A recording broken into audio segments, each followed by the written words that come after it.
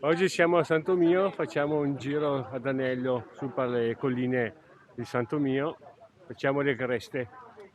Sono in compagnia del GAM di Pirene Rocchetti, prima uscita per me stagionale.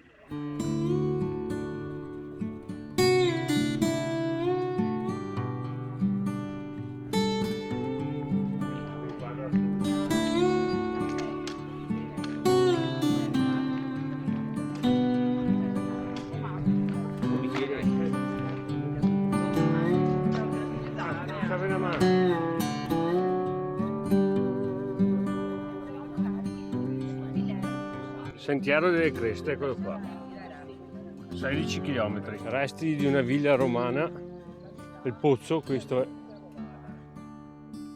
Sentiero delle Creste, San Tomio, sentiero numero 4. Cancella tutte le parole, no? Sì, metto appunto.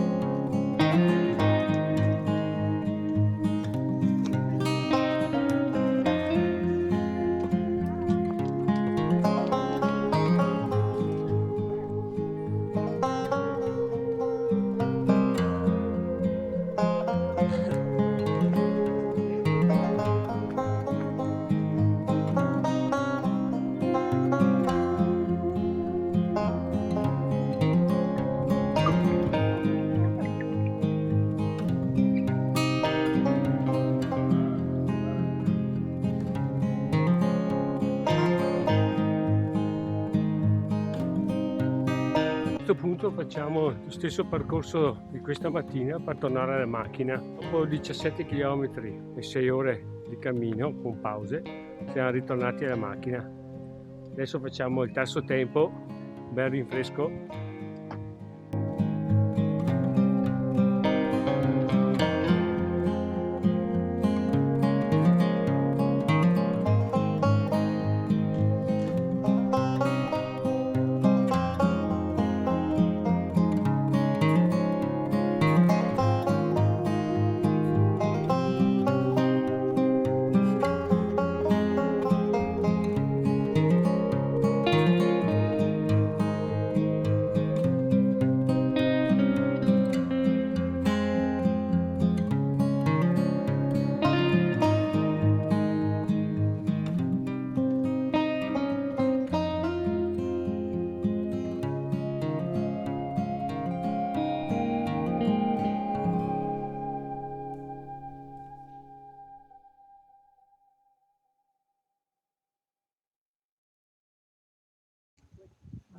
Bravo anche il Capugita.